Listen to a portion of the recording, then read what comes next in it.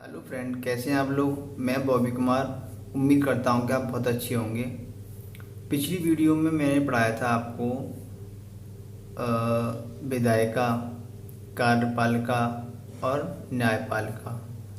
विधायिका में क्या प्रावधान दिए गए हैं ये भी मैंने आपको बताया था, और न्यायपालिका में क्या क्या होता है ये भी बताया था, और कार्यपालिका में क्या होता है ये भी मैंने बताया था।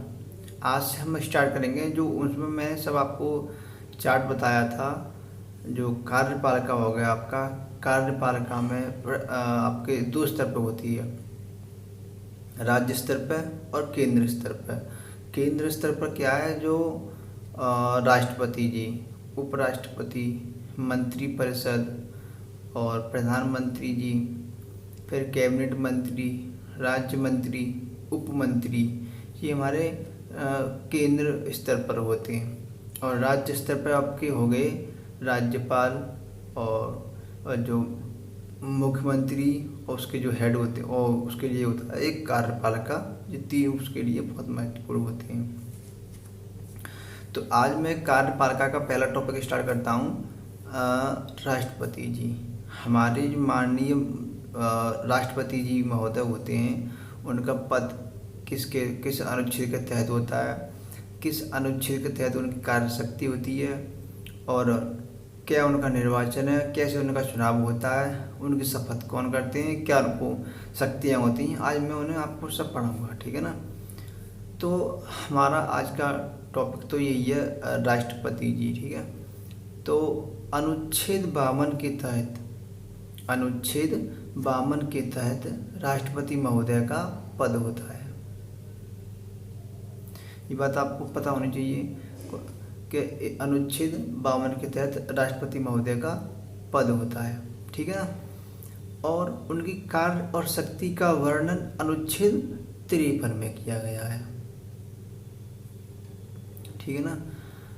निर्वाचन कैसे होता है, सबसे महत्वपूर्ण तो इसमें ये बात होती है कि उनका निर्वाचन कैसे होता है, कैसे उनका चुनाव होता है, क्या उनकी चुनाव रीति होती है, किस प्रकार से उनका चुनाव हमारे भारत देश में संवैधानिक तरीके से किया जाता है। मैं उसको आप बड़े अच्छे से बताऊंगा, ठीक है। तो हम देखते हैं नेक्स्ट। देखिए आप यहाँ से,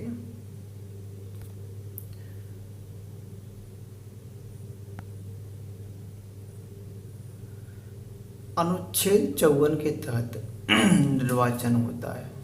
अनुच्छेद 54 के तहत राष्ट्रपति महोदय का निर्वाचन होता है। उसमें एक निर्वाचन मंडल होता है, जो लोकसभा से निर्वाचित सदस्य, जब माननीय महोदय यानी राष्ट्रपति महोदय का जब चुनाव होता है, तो उसमें कुछ कहाँ से लोग की लिए जाते हैं, कि उसमें ऐसा कुछ नहीं है कि जो ऐसे विधानसभा के और लोकसभा के जो चुनाव होते हैं, जो प्रत्यक्ष रूप से होते हैं, प्रत्यक्ष रूप से यानी जो जनता करती है, उस हिसाब से नहीं होता राष्ट्रपति महोदय का चुनाव। उनका चुनाव जो लोकसभा से निर्वाचित सदस्य, यानी जो लोकसभा से जो सांसद वगैरह हैं, वो सदस्य होने चाहिए, यानी लोकसभा से निर्वाचित सदस्य। और पहला हो गया आपका लोकसभा से निर्वाचित सदस्य। दूसरा है आपका राज्यसभा से निर्वाचित सदस्य। देखो, लोकसभा होगी आपकी राज्य उसमें सेंटर में, और राज्यसभा होगी। अब आते हैं उसमें जो राज्य में होती है विधानसभा और विधान परिषद।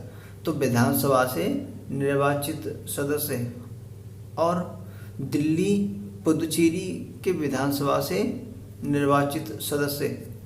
भाई दिल्ली और जो पांडुचेरी को पुदुचेरी बोलते हैं, दिल्ली जो पुदुचेरी की विधानसभा उससे भी सदस्य होते हैं, ठीक, क्योंकि ये वहाँ पर भी एक विधानसभा है।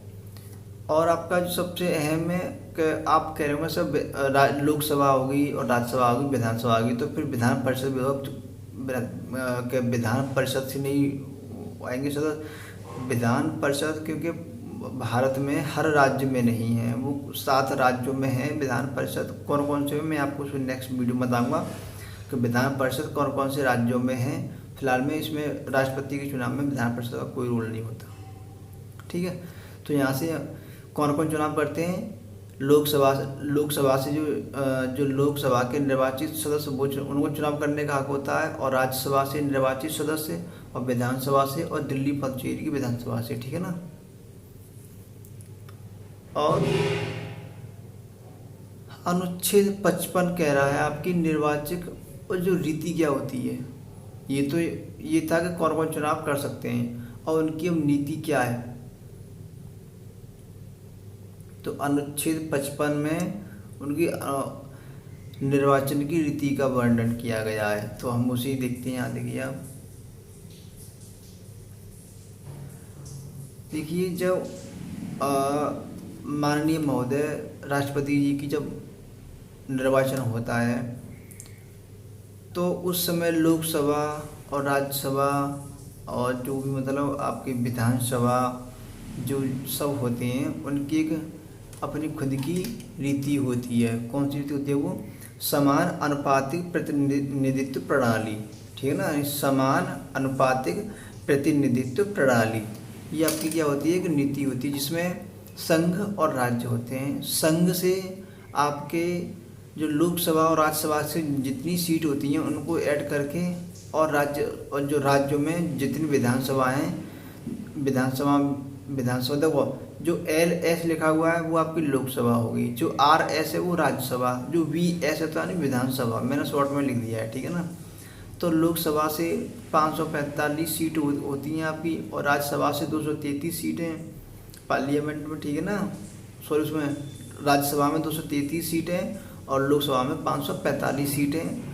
और जो राज्य हैं आपके, जो भारत में जितने भी राज्य हैं तो यानी विधानसभा की सभी टोटल सीटें 4120 हैं।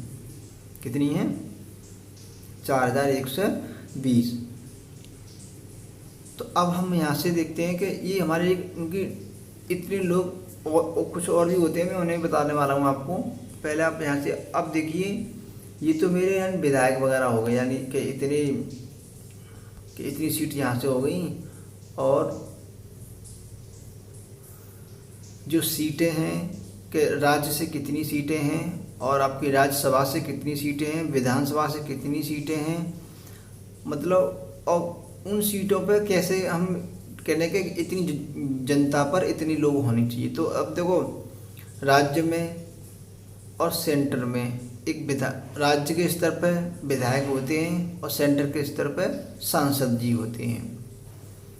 तो विधायक की वोट वैल्यू जो हम निकालते हैं, जिस दो फॉर्मूले के हिसाब से मैं देखें, आप यहाँ से दो फॉर्मूले की तरह देखिए ना, ठीक है ना। जो विधायक की हम वोट वैल्यू निकालते हैं तो उसका मतलब ये होता है उस राज्य की कुल जनसंख्या, यानी उस राज्य की कुल जनसंख्या, किस राज्य की, एक मिनट में आपको भी दिखा रहा हूँ।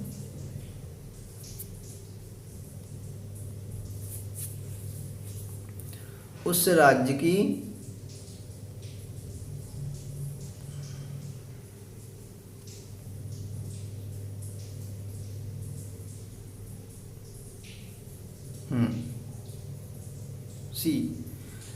विधायक की एक विधायक जी की वोट वैल्यू निकालने का तरीका से यहाँ से आप स्पष्ट देख सकते हो। उस राज्य की कुल जनसंख्या बटे में राज्य के विधानसभा से कुल निर्वाचित सदस्य इंटू 1/1000, यानी एक विधायक की वोट वैल्यू निकालने के लिए, यानी कितनी जनता पर एक विधायक है, इसका मतलब ये हो गया कितनी जनता पर एक विधायक है, यानी उस राज्य की कुल जनसंख्या बटे में राज्य के विधानसभा से कुल निर्वाचित सदस्य इंटू में 1/1000। जी 1/1000 इसलिए सॉरी 10,000 है, ये 10,000 है, सॉरी मैं 1000 बोल गया उसे, यानी ये इसलिए दिया गया था क्योंकि जनता बहुत होती है। तो अब एक विधायक की वोट वैल्यू निकालने का ये फॉर्मूला है यहाँ से, ठीक है ना। इस पर्पस पे माननीय राष्ट्रपति महोदय के लिए चुने जाते हैं। अब हम बात करते हैं एक सांसद जी की। जो सांसद होते हैं उनका क्या होता है, उनका ये सिस्टम होता है, सांसद जी की वोट वैल्यू निकालने का कुल विधायकों का मत, यानी जितने विधायक हैं भारत में उन विधायकों का मत अपॉन में निर्वाचित सांसदों की संख्या, यानी जितने जो निर्वाचित सांसद थे उनकी संख्या कि यहाँ से हम एक सांसद जी की वोट वैल्यू निकालते हैं राष्ट्रपति के चुनाव के लिए, ठीक है ना। आप जानते हो लोकसभा में 545 सीटें होती हैं, उसमें 2 एंग्लो इंडियन की होती हैं। वैसे 545 होती हैं, 545 में 2 एंग्लो इंडियन की होती है, यानी 543 प्लस 2 इजिकल टू 545 यानी 545 सीट हमारी टोटल होती हैं। कहाँ पर? लोकसभा में। राज्यसभा में तो आपको मालूम ही है 233 होती हैं, और विधानसभा में टोटल विधानसभा में हमारी सीटें कितनी होती हैं? 4120 सॉरी, हाँ। अब जो राष्ट्रपति महोदय का चुनाव होता है उसकी एक प्रणाली होती है। कौन सी प्रणाली है वो हम यहाँ से देखते हैं उसे, यानी जो ये यहाँ से कोई कभी कभी क्वेश्चन बन जाता है ऑप्शन में कि राष्ट्रपति महोदय का जब चुनाव होता है तो कौन सी प्रणाली के तहत होता है, यानी एकल हस्तांतरणीय मध्य प्रणाली होती है, ठीक है ना। एक पॉइंट यहाँ से पॉइंट कर लीजिए। और ऐसे भी होता है राष्ट्रपति महोदय का जब चुनाव होता है तो और कौन सी प्रणाली होती है, यानी एकल संक्रमणीय मध्य पद्धति की। पॉइंट आपका यहाँ से ये हो जाएगा मेंशन। अब जो नेक्स्ट पॉइंट है कि राष्ट्रपति महोदय का चुनाव प्रत्यक्ष किस प्रकार से होता है, तो ऑप्शन में होगा आपका प्रत्यक्ष, अप्रत्यक्ष, और भी 1-2 ऑप्शन होंगे। या और तो आपको मालूम है राष्ट्रपति जी का चुनाव अप्रत्यक्ष रूप से होता है। अप्रत्यक्ष मतलब इसका ये हो गया जो जनता के द्वारा चुनाव न किया जाए, यानी प्रत्यक्ष यानी जो चुनाव जनता के द्वारा किया जाए, और अप्रत्यक्ष यानी जो जनता के द्वारा चुन के आए उनके द्वारा किया जाए, ठीक है। यहाँ से आपका प्रत्यक्ष और अप्रत्यक्ष क्लियर हो गया। तो राष्ट्रपति महोदय का चुनाव अप्रत्यक्ष रूप से किया जाता है। यहाँ तक आपको कोई डाउट नहीं होना चाहिए, आई थिंक।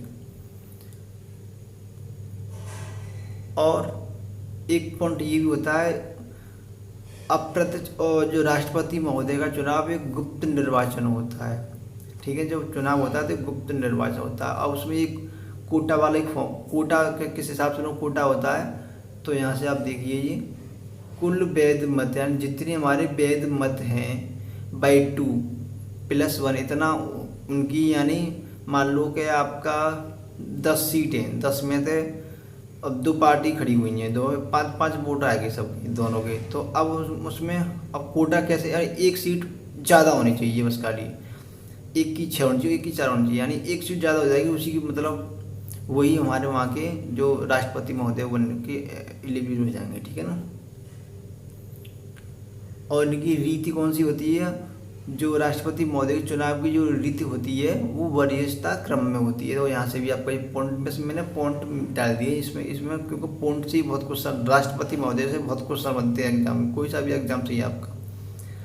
अब जो नेक्स्ट पॉइंट आने वाला है हमारा, बहुत महत्वपूर्ण पॉइंट है ये क्वेश्चन में तो हमेशा आता ही रहता है, कोई ना कोई एग्जाम में आता ही रहता है ये। राष्ट्रपति महोदय अपना त्यागपत्र किसको देते हैं? राष्ट्रपति महोदय अपना त्यागपत्र उपराष्ट्रपति को देते हैं, ठीक है ना। अब आप कहेंगे सर ये उपराष्ट्रपति जी कौन होते हैं? उपराष्ट्रपति जी राज्यसभा के सभापति होते हैं। होते तो वो उपराष्ट्रपति जी हैं, बट उनको जो वेतन मिलता है वो राज्यसभा के सभापति होने का ही मिलता है, क्योंकि उनका जो कार्य वगैरह उनका वो राज्यसभा में ज़्यादा होता है, ठीक है ना। तो और हम नेक्स्ट आगे आते हैं।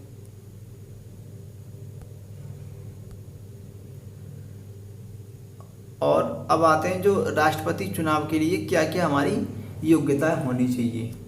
तो देखो सबसे पहले तो ये है कि वो भारत के जो उनकी योग्यता है राष्ट्रपति महोदय चुनाव के लिए, वो अनुच्छेद कौन से में आती है? 58 के तहत होता है। यानी जो राष्ट्रपति के जो उम्मीदवार होते हैं, जो राष्ट्रपति चुनाव के जो उम्मीदवार होते हैं उनकी योग्यता अनुच्छेद 58 के तहत होती है, ठीक है। और उनकी क्या क्या होनी चाहिए योग्यता, ये हम यहाँ से देखते हैं, पॉइंट मैंने मेंशन किए हुए हैं। सबसे पहले वो भारत के नागरिक हों, जो राष्ट्रपति चुनाव के उम्मीदवार हैं सबसे पहले वो भारत के नागरिक हों। दूसरी बात, वो 35 वर्ष पूरा कर चुके हों। 35 वर्ष से कम उम्र के लिए राष्ट्रपति चुनाव के लिए उम्मीदवार नहीं हैं आप। एक पॉइंट आपका यहाँ से ही मेंशन हो गया। तीसरा पॉइंट है अधिकतम उम्र तय नहीं है, उनकी ये कोई उम्र तय नहीं है कि इतने साल तक वो चुनाव वो रहेंगे या ना रहेंगे, क्या क्या नहीं, वो उनके हिसाब से अधिकतम उम्र तय नहीं है। और चौथा पॉइंट है आपका लोकसभा, यानी चौथा पॉइंट है आपका लोकसभा सदस्य बनने की योग्य हो, यानी जो लोकसभा के सदस्य बनने के योग्य हों वो हमारे।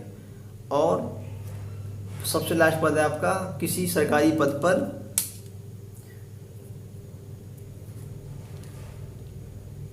किसी सरकारी पद पर न हो, यानी सरकारी पद से मतलब यहाँ ये हो गया कोई सरकारी नौकरी वगैरह में ना हो जिससे उन्हें कोई लाभ मिल रहा हो।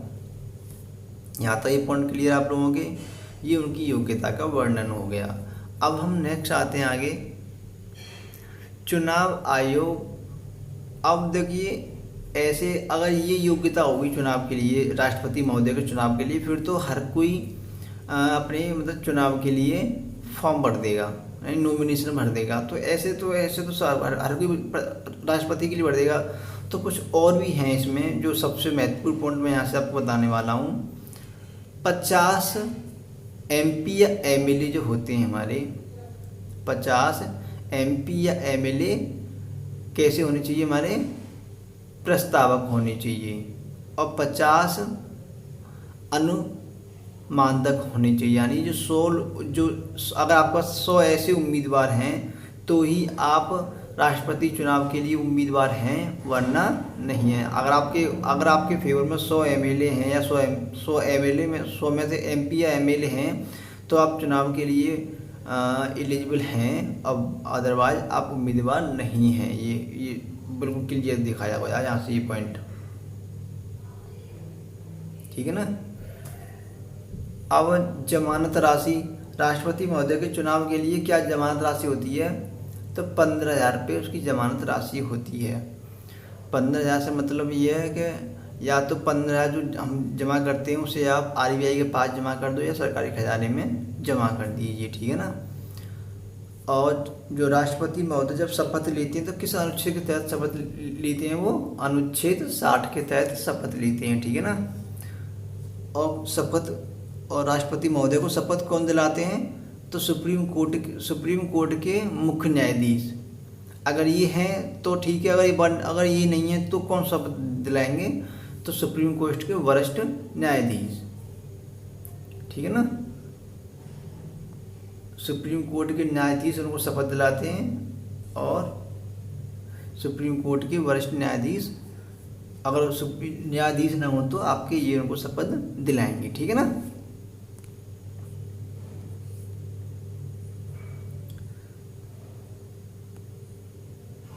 अब हम नेक्स्ट आते हैं, देखिए यहाँ पर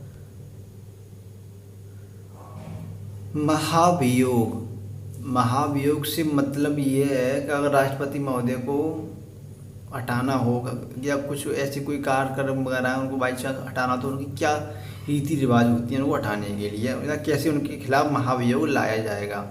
महाभियोग आपको बता दूं मैं बता दूं आपको, महाभियोग जो होता है हमेशा संसद के द्वारा आता है, जिसमें उनको 14 दिन पहले बता दिया जाता है कि आपके खिलाफ एक महाभियोग आ रहा है या आप अपना त्यागपत्र दे दीजिए। तो वो उस 14 दिन के अंदर अपना त्यागपत्र दे देते हैं तो ठीक है, अगर वरना जो उनके खिलाफ जो महाभियोग लाया जा रहा है अगर वो पास हो जाता है राज्यसभा या लोकसभा दोनों से, तो उनको इस्तीफा के लिए बाध्य होना पड़ता। वैसे आज तक देखने को नहीं हुआ है, बट और हम देखते हैं आगे के लिए, ठीक है। तो महाभियोग हमारा कब होता है, राष्ट्रपति के लिए खिलाफ महाभियोग कब होता है, अनुच्छेद 61 के तहत होता है, ठीक है ना। आर्टिकल 61 कौन आता है, संसद में आता है, ठीक है ना। ये राष्ट्रपति और राष्ट्रपति की शक्तियाँ ने, राष्ट्रपति की जो शक्तियाँ क्या क्या हम उन्हें पढ़ते हैं स्टेप बाय स्टेप। मैंने एकदम पॉइंट मेंशन किए हुए यहाँ पे स्टेप बाय स्टेप, ठीक है ना। फर्स्ट ऑफ ऑल सबसे पहले आप यहाँ से ये देखिए कार्यपालिका होती है, वहाँ पर राष्ट्रपति महोदय की क्या क्या शक्तियाँ होती हैं, हम यहाँ से ये चेक करते हैं। देखो सबसे पहले उनकी जो सुप्रीम कोर्ट के न्यायाधीश होते हैं, बहुत लोगों को जो होते हैं, मैं उनको नेक्स्ट वीडियो में सब बताता जाऊँगा धीरे धीरे, बट आप यहाँ कार्यपालिका में जो नियुक्ति की शक्ति यानी नियुक्ति की शक्ति। ठीक है, एक पॉइंट आपका यहाँ से क्लियर हो गया ये। अब नेक्स्ट पॉइंट है आपका प्रधानमंत्री की नियुक्ति यानी प्रधानमंत्री जी की नियुक्ति। ठीक है ना, दूसरा पॉइंट आपका यहाँ से हो गया। एक अंतर्राज्यीय परिषद का गठन। अंतर्राज्यीय परिषद मतलब यहाँ ये हो गया कि जो प्रदेश के सीएम और देश के पीएम, प्रदेश के सभी सीएम और देश के पीएम में एक मीटिंग होती है, उसे हम अंतर्राज्यीय परिषद बोलते हैं। वो उसका गठन अनुच्छेद 263 के तहत होता है। ठीक है, यानी राज्य के जितने हमारे राज्य हैं, राज्यों के मुख्यमंत्री और उनकी अध्यक्षता किसके अंदर होती है, माननीय प्रधानमंत्री जी के, ठीक है, समक्ष होती है। और एक है आपका वित्त आयोग का गठन। जो आपका वित्त आयोग होता है उसका अनुच्छेद 280 के तहत उसका गठन होता है। किसी क्षेत्र को यानी कोई भी क्षेत्र हो आपका, किसी भी क्षेत्र को अनुसूचित क्षेत्र घोषित करना उनको शक्ति होती है, उनको पावर होती है, उनका कार्यपालिका में किसका, माननीय राष्ट्रपति महोदय का। और SC ST OBC आयोग यानी, और जी सबसे महत्वपूर्ण क्वेश्चन यहाँ से बनता है जी आपका, SC में अनुसूचित जाति, अनुसूचित जनजाति और आपके जो पिछड़ा वर्ग होता है, इनमें जो इनका आयोग है वो हमारे जो राष्ट्रपति महोदय के अंदर ही होता है। ठीक है ना, अब ये तो हमारा हो गया कार्यपालिका की शक्ति। अब हम यहाँ से देखते हैं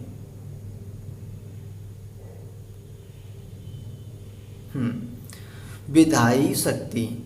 विधायी शक्ति यानी अब जो उनको और क्या क्या शक्तियाँ होती हैं उसमें विधायी शक्ति। जैसे एक संसद का अभिन्न अंग हो गया।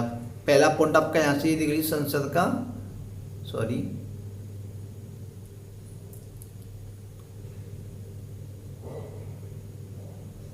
संसद का अभिन्न अंग। नेक्स्ट पॉइंट है आपका कोई बिल राष्ट्रपति जी के बिना हस्ताक्षर के पारित नहीं किया जाता। और नेक्स्ट है आपका अनुच्छेद 123 के तहत अध्यादेश देना, यानी सुप्रीम कोर्ट में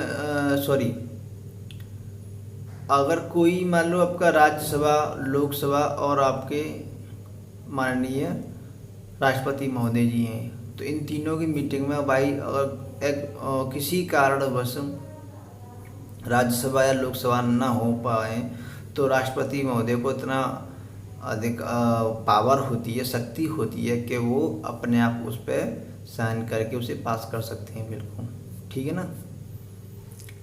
और संसद को और जो नेक्स्ट पॉइंट है, संसद को संबोधित करना। राष्ट्रपति महोदय जी पार्लियामेंट को संबोधित करते हैं, उनको ये पावर होती है। और ये कह रहा है संसद के सत्रावसान बुलाना, ठीक है ना, और या उसे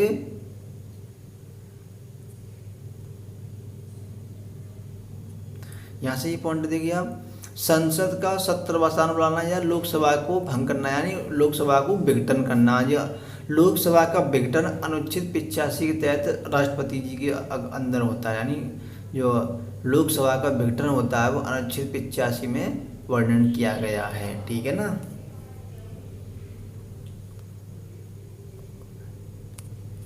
वीडियो कैसी लगी आप लोगों को बेटा? अगर वीडियो अच्छी लगती जाए तो आप कमेंट में और कमेंट करते जाइए, वीडियो को शेयर करिए, लाइक भी करिए, ठीक है ना। और पढ़ते रहिए, देश के लिए कुछ करते रहिए। कोरोना चल रहा है,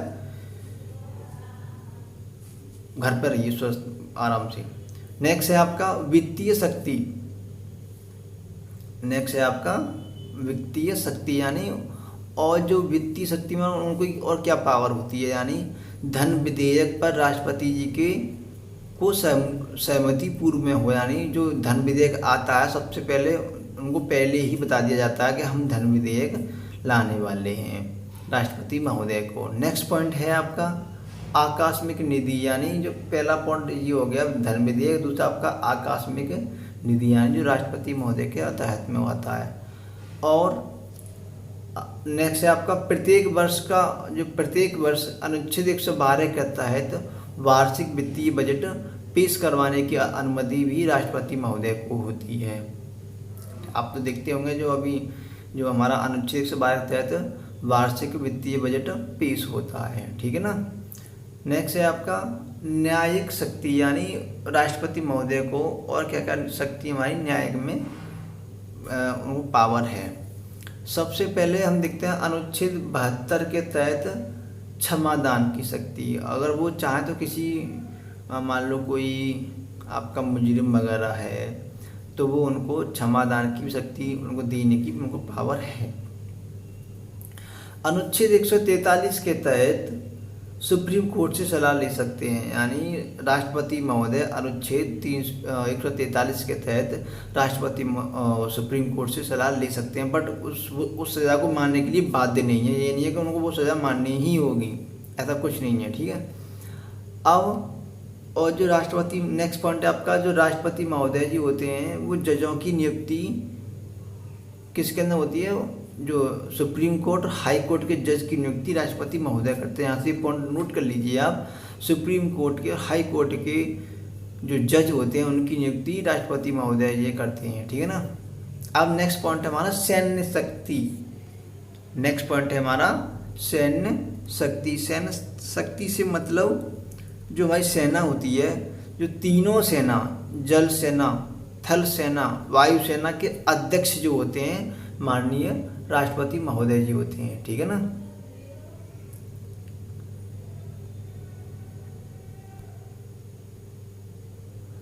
तीनों सेना के अध्यक्ष, जल सेना, वायु सेना, थल सेना के अध्यक्ष माननीय राष्ट्रपति महोदय जी होते हैं। और युद्ध और शांति की घोषणा भी राष्ट्रपति महोदय करते हैं। अगर कोई किसी से युद्ध होना या शांति करना, ये सब राष्ट्रपति महोदय के ही अंतर्गत में होता है। और आपात शक्ति में क्या है, आपात शक्ति में क्या क्या राष्ट्रपति महोदय को शक्तियाँ हैं। अनुच्छेद 352 के तहत राष्ट्रीय आपात लगता है आपका, तो सबसे पहले आपका चाइना में, जो चाइना से हुआ था, जो चीन से हुआ था युद्ध जब लगा था, फिर पाकिस्तान से हुआ था जब लगा था, और एक बार और लगा था। तो अनुच्छेद 352 के तहत राष्ट्रीय आपात की घोषणा भी राष्ट्रपति महोदय के अंतर्गत होती है, वो ही करते हैं। और 356 राष्ट्रपति शासन, यानी किसी राज्य की जो सरकार ठीक से काम ना कर पाए, उसमें कुछ ऐसा काम हो जाएगा जिससे कि मतलब जो काम ठीक से हो नहीं पा रहा, जो वहाँ के मुख्यमंत्री जी हैं उनमें कोई विवाद हो जाता, तो वहाँ से उनको हटा के वहाँ पर राष्ट्रपति शासन लगाना। तो आप मुझे अभी एक क्वेश्चन मैं आपको करंट अफेयर का क्वेश्चन पूछ रहा हूँ, हाल फिलहाल में राष्ट्रपति शासन किस राज्य में लगा था? मुझे आप कमेंट बॉक्स में कमेंट भेजेंगे।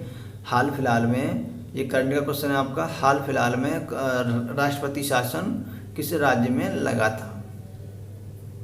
अब अनुच्छेद 360 हो गया आपका वित्तीय आपात। वित्तीय आपात से मतलब ये हो गया हमारा जो, यानी धन से, जो धन विधेयक से मतलब, यानी जब जो हमारे देश की जो इकोनॉमिक कंडीशन लो है, हाई है, उस पर लो पे जो होता है तो उस पर एक आपात, यानी उस पर इमरजेंसी लगाना।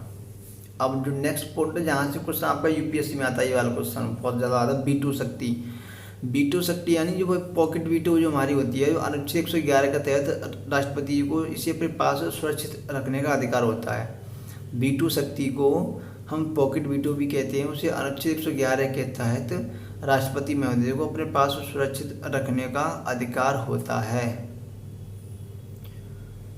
अब नेक्स्ट है आपका स्वविवेक की शक्ति, यानी वो अपनी स्वयं इच्छा से कुछ शक्तियाँ को भी कर सकते हैं। तो यहाँ से हमारे आज के लिए राष्ट्रपति महोदय के इतने कुछ सारे क्वेश्चन थे।